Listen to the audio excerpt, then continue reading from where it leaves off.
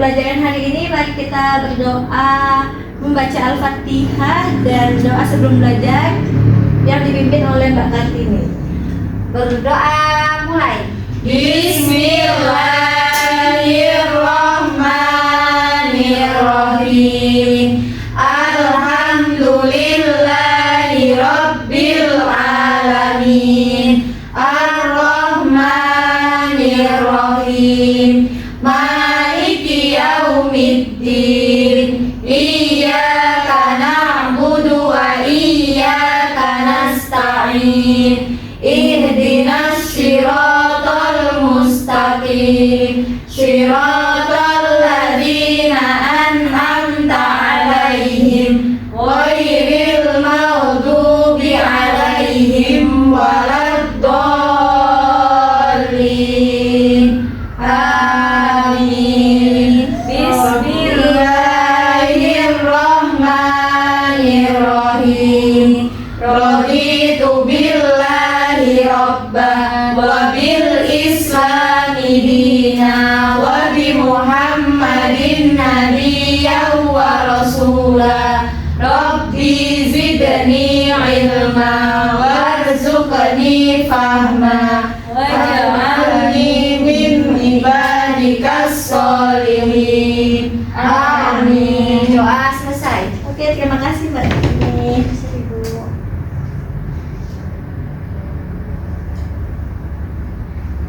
Selanjutnya kita akan menyanyi lagu dari Sabang sampai Merauke. Anak-anak bisa duduk saja.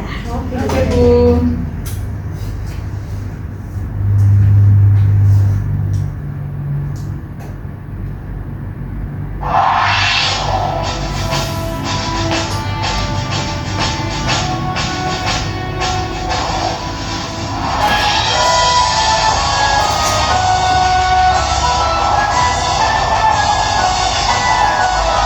Dari Sabang sampai Merauke, berjalan pulau-pulau, sambung menyambung menjadi satu. Itulah Indonesia.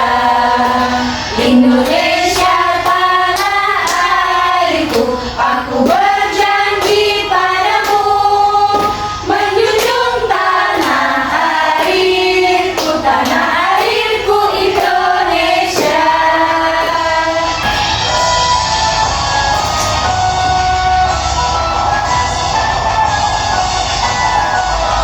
Dari Sabang sampai Merauke, berjalan pulau-pulau, sambung menyambung menjadi satu. Itulah Indonesia.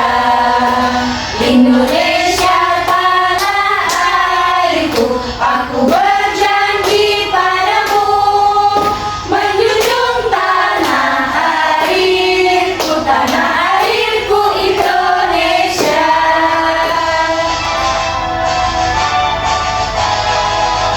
Oke, terima kasih. Oke, Bu.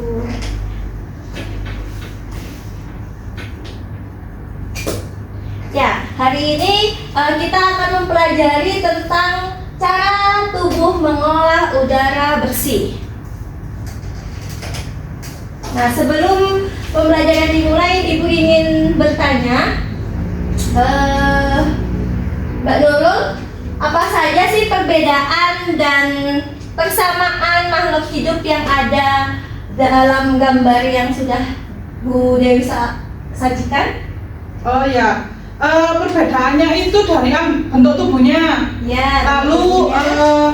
alat geraknya, Alat geraknya. lalu jenis makanan, tempat hidup, dan sebagainya, Bu. Tapi juga ada persamaannya, yaitu membutuhkan makanan, bernapas, tempat tinggal, dan lain sebagainya. Oke, baik, betul semua. Jadi perbedaannya itu dari kakinya, organ tubuhnya, terus juga tempat tinggalnya, itu persamaannya. Nah, selanjutnya yang nomor 2, Mbak Jazil, apakah semua makhluk hidup itu membutuhkan oksigen? Iya Bu, semua makhluk hidup itu membutuhkan oksigen karena untuk bernafas, Ya, bisa betul bergerak. sekali. Semua makhluk hidup, baik hewan, manusia, atau tumbuhan pun itu memerlukan oksigen. Betul Bu. Nah, di sini Bu Dewi menyiapkan sebuah teks cerita tentang Dayu dan ikan hias. Coba Mbak Heda membaca tentang teks Dayu dan ikan hias. Siap Bu. Dayu dan ikan hias. Dayu memelihara banyak ikan hias berjenis ikan mas kopi. Ikan-ikan hias itu dipelihara dalam sebuah akuarium. Setiap hari Dayu memberi makan ikan-ikannya. Dayu juga rutin membersihkan akuarium lalu mengganti airnya dengan air bersih. Kegiatan itu ia lakukan seminggu sekali. Dayu senang sekali melihat ikan-ikan di dalam akuarium berenang ke sana kemari. Dayu memperhatikan saat mulut ikan-ikan itu terbuka dan menutup seolah-olah ikan-ikan itu selalu menelan air. Dayu bertanya-tanya, apa yang dilakukan ikan-ikan itu? Nah, di sini ada beberapa pertanyaan. Nanti yang bisa tolong angkat tangan. Ini pertanyaannya sesuai dengan teks Dayu dan ikan hias.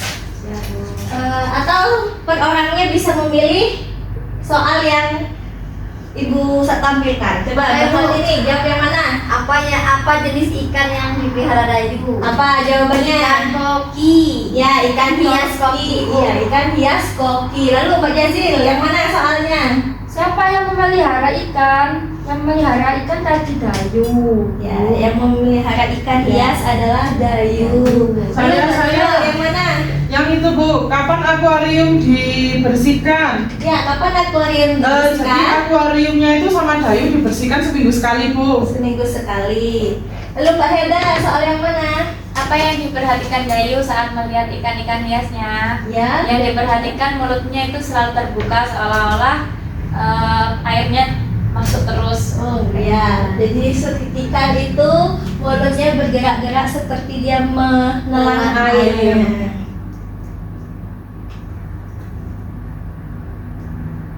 Nah, di sini ada video tentang sistem pernapasan hewan.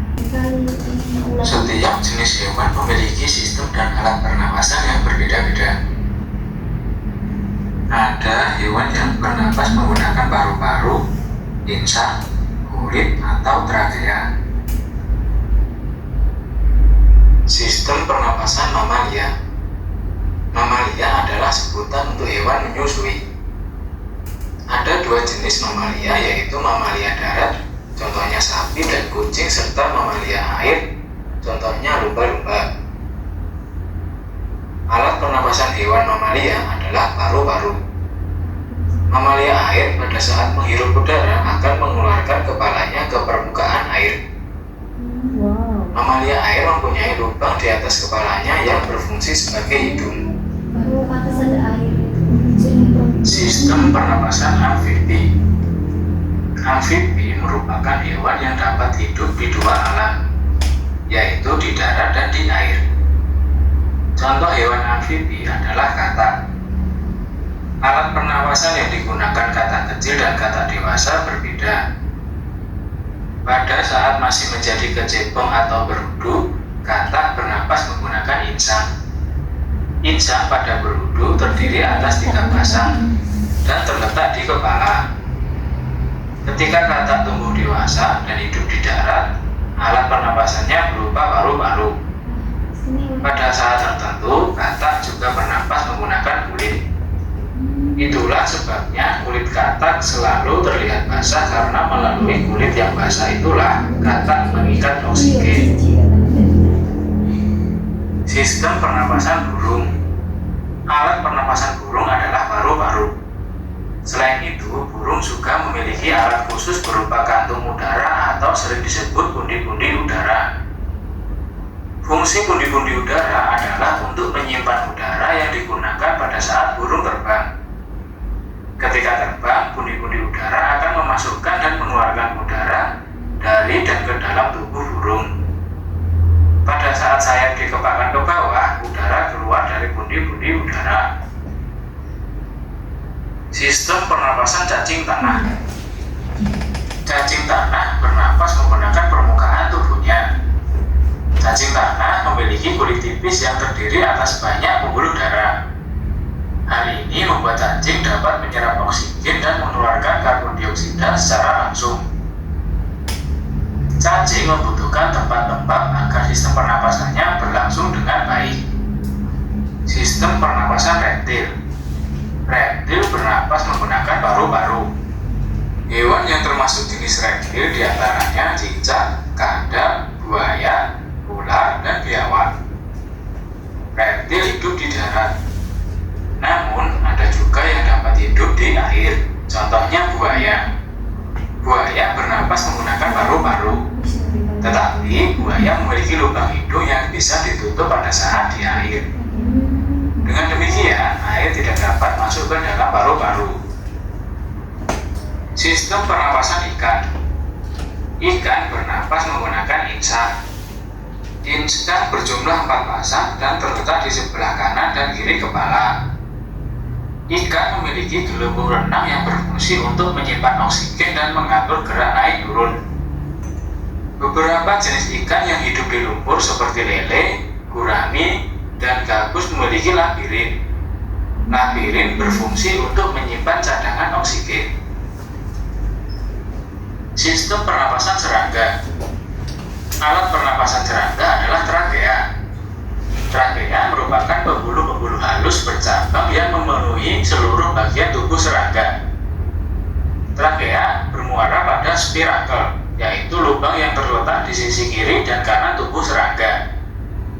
Spirakel ini berfungsi sebagai jalan keluar masuknya udara. Oleh karena itu, spirakel selalu terbuka. Peredaran oksigen pada serangga tidak melalui pembuluh darah, tetapi melalui trakea. Keluar masuknya udara pada serangga diakibatkan oleh gerak otot tubuhnya yang teratur.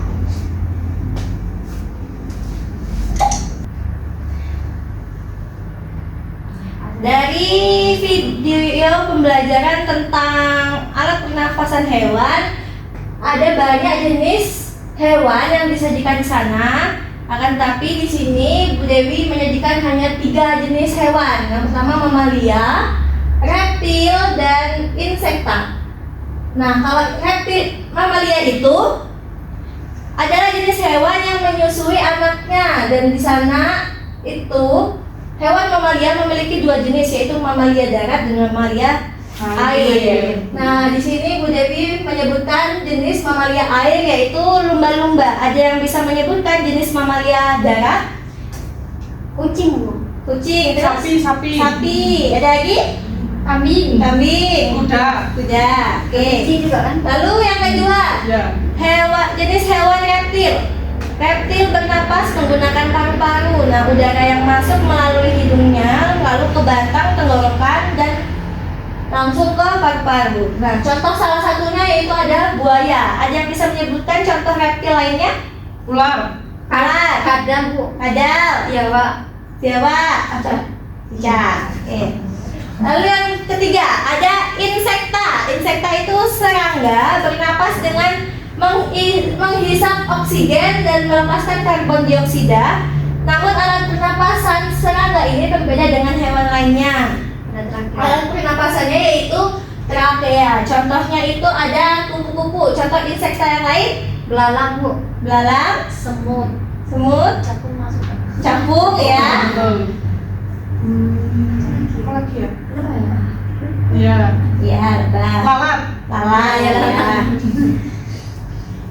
Nah, di sini ada teks hari menanam pohon. Paragraf pertama coba Mbak Jazil dibaca.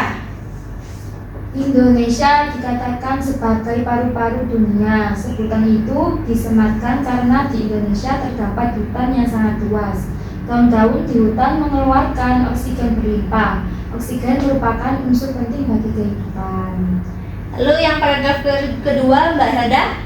Namun sayangnya hutan kita semakin berkurang akibat kebakaran atau penebangan pohon di hutan secara liar. Oleh karena itu, pemerintah bersama rakyat berusaha mengurangi kerusakan hutan. Salah satu upaya yang dilakukan yaitu menanam kembali pohon di lingkungan. Paragraf ketiga Mbak Kartini. Tanggal 28 November diperingati Hari Menanam Pohon. Peringatan Hari Menanam Pohon pada tahun 2015 diawali sejak tanggal 26 November. Presiden melakukan penanaman pohon di Taman Hutan Rakyat Sultan Adam, Kalimantan Selatan. Ada 10.000 pohon ditanam di hutan itu. Pohon yang ditanam pun bermacam-macam, termasuk pohon-pohon yang buahnya dapat dimakan. Lalu yang terakhir, Mbak Nurul, Kita dapat berperan serta untuk mengembalikan paru-paru dunia. Menanam pohon tidak hanya dapat dilakukan di hutan. Kita dapat menanam pohon di lingkungan sekitar kita. Semakin banyak pohon di lingkungan kita, semakin banyak pasokan oksigen bagi kehidupan. nah selanjutnya ada lagi. Ada kapan, apa yang dilakukan, siapa yang melakukan, di mana kegiatan dilakukan, pohon yang ditanam, dan mengapa kita harus menanam pohon. Coba Mbak Nurul, mau yang mana jawabnya? Yang siapa yang melakukan, Bu? Nah, dari cerita tersebut siapa yang melakukan? Nah, kegiatan menanam pohon tersebut dilakukan oleh Bapak Presiden, Bapak Joko Widodo,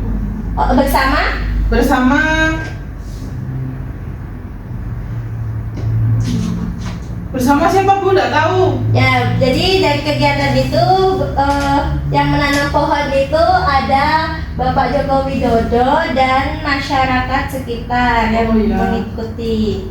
Lalu, Mbak Helda, Saya jawab dua, Bu. ya, yang mana? Kapan hari menanam pohonnya itu tanggal 28 bulan November. Ya, Lalu apa yang dilakukan? Ya, menanam pohon. Ya, dilaksanakan pada tanggal 28 November dan dilakukan adalah menanam pohon. Lalu Mbak Jazil, Yang pohon apa yang ditanam, Bu? pohon apa yang ditanam? Ya, pohon yang ditanam itu bermacam-macam. Salah satunya? Ya, termasuk pohon yang menghasilkan buah. Salah satunya adalah pohon yang menghasilkan buah. Lalu Mbak Kartini, Mengapa kita harus menanam pohon, Bu? mengapa kita harus menanam pohon? Karena kita harus menanam pohon supaya menjaga kelestarian lingkungan terjaga dan ketersediaan oksigen yang berlimpah untuk kita hidup setiap hari. Ya. Kalau misalnya pohon ditebang atau tidak terdapat pohon di lingkungan sekitar, ada yang bisa menjawab apa? Akan terjadi banjir, Bu, longsor. Banjir, longsor, dan kurangnya oksigen yang bisa kita hirup. Pemanasan global, Bu. Nah ya, pemanasan Nanti kiamat global. dulu. Nah, lalu tanggung jawab kita sebagai warga masyarakat. Nah, tanggung jawab merupakan sikap terpuji yang hendaknya dimiliki setiap individu. Sikap tanggung jawab mencerminkan nilai karakter setiap individu. Jadi karakter seseorang tercermin dari dalam sikap tanggung jawabnya, baik terhadap diri sendiri, orang lain, masyarakat, maupun bangsa dan negara. Nah, tanggung jawab terhadap diri sendiri itu contohnya seperti memenuhi kewajiban pribadi untuk mengembangkan kepribadian. Lalu yang kedua, tanggung jawab terhadap keluarga itu yaitu seluruh anggota keluarga bertanggung jawab menjaga nama baik keluarga, meningkatkan kesejahteraan dan menjaga keselamatan keluarga. Lalu yang ketiga, tanggung jawab terhadap masyarakat itu yaitu berkontribusi dalam menjaga kelangsungan hidup masyarakat dan mempertanggungjawabkan tindakan kepada masyarakat. Dan yang terakhir, tanggung jawab terhadap bangsa dan negara yaitu seperti mematuhi aturan hukum, norma, dan mempertanggungjawabkan tindakan kepada negara. Nah, di sini ada 4. Coba dari Mbak Kartini, contoh tanggung jawab kepada diri sendiri yang berkaitan dengan lingkungan sekitar kita agar berdampak baik kepada udara dan lain-lain. Oh iya, Bu. Yang pertama kita harus olahraga teratur, Bu. Ya, Terus memperhatikan pola makan kita, ya, menjaga kebersihan di lingkungan maupun diri kita sendiri, istirahat yang cukup, dan bisa juga kita menanam pohon di sekitar rumah. ya, itu untuk tanggung jawab diri sendiri. Lalu Mbak Jazil, tanggung jawab terhadap keluarga. Ya Bu, tanggung jawab terhadap keluarga itu seperti mendorong gaya hidup sehat bagi seluruh anggota keluarga. Terus menciptakan lingkungan rumah yang sehat dan nyaman. Jadi biasanya kan ada keluarga yang kayak weekend mereka olahraga bersama keluar. Ya. Nah itu bisa menjadi salah satu Mendorong. rasa tanggung jawab kita untuk keluarga. Lalu juga ada apa tadi yang satunya lagi? Menciptakan lingkungan rumah yang sehat dan nyaman. Jadi kalau lingkungan rumah kita tidak sehat, kotor dan lain sebagainya, pasti kita akan terkena penyakitnya gampang. Terus udara yang kita hirup itu tidak bersih. Lalu yang ketiga, tanggung jawab terhadap masyarakat, Kak Nurul, contohnya? Contohnya tanggung jawab terhadap masyarakat itu bergabung dalam kelompok-kelompok lingkungan Bu. Iya. Terus ikut serta dalam kegiatan membersihkan sungai, pantai, atau hutan, atau lingkungan di sekitar kita seperti kerja bakti di RT, kerja bakti di RW, seperti itu. Ya. Lalu menanam pohon di sekitar lingkungan rumah kita bareng-bareng tetangga-tetangga. Jadi dengan kita menanam pohon di lingkungan di luar rumah, kita juga dapat menambah asupan oksigen. Lalu juga dengan kita membersihkan atau tidak membuang sampah ke sungai, kita dapat membantu hewan yang hidup di air untuk mendapatkan siklus air yang bersih dan juga air tidak menjadi tercemar. Lalu juga tidak membakar hutan, itu juga bisa. Kalau membakar hutan, nanti hewan-hewan yang di udara dan kita pun tidak bisa menghirup udara bersih gitu. Lalu yang terakhir, tanggung jawab terhadap bangsa dan negara. Tanggung jawabnya Bu, mendukung kebijakan pemerintah seperti mengurangi polusi udara dan daur ulang sampah. Ya, biasanya itu kan ada peraturan sebelum membuang atau mengirimkan sampah ke tempat pembuangan akhir, pasti itu harus dipilah yang organik mana, non-organik mana, dan itu juga bisa membantu untuk menjaga lingkungan kita agar tetap sehat dan bersih.